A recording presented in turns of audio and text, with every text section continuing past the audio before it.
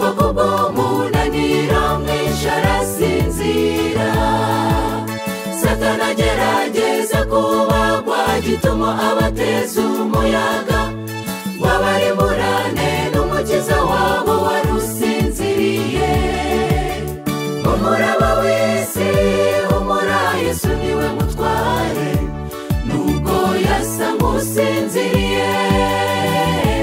Humura, umuyaga uramwubaha, inyanja ziramwumvira, byose bizikubita imbere ye bisingize.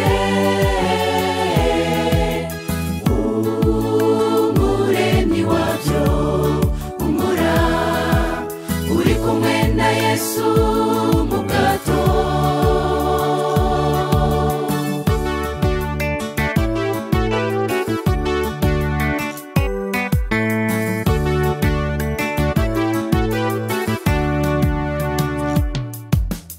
Abigishwa baratakamba bati mukiza turapfuye, umuraba ugiye kutwica wowe usinziriye.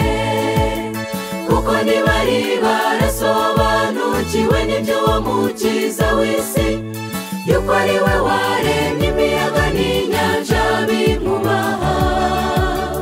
Umuraba w'isi humura, Yesu niwe mutware nubwo yasa nk'usinziriye. Humura, umuyaga uramwubaha, inyanja ziramwumvira, byose bizikubita imbere ye bisingize. Umuremyi wabyo humura, uri kumwe na Yesu mu bwato.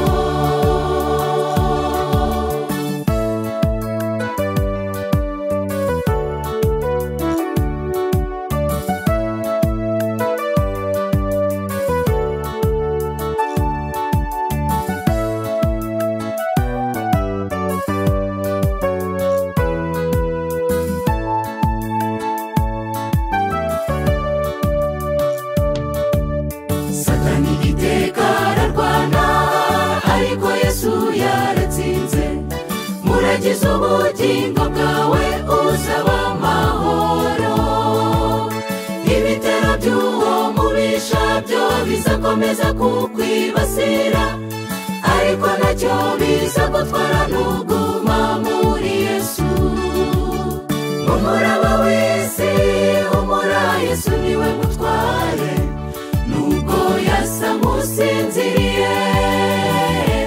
Humura, umuyaga uramwubaha, inyanja ziramwumvira, byose bizikubita imbere ye bisingize.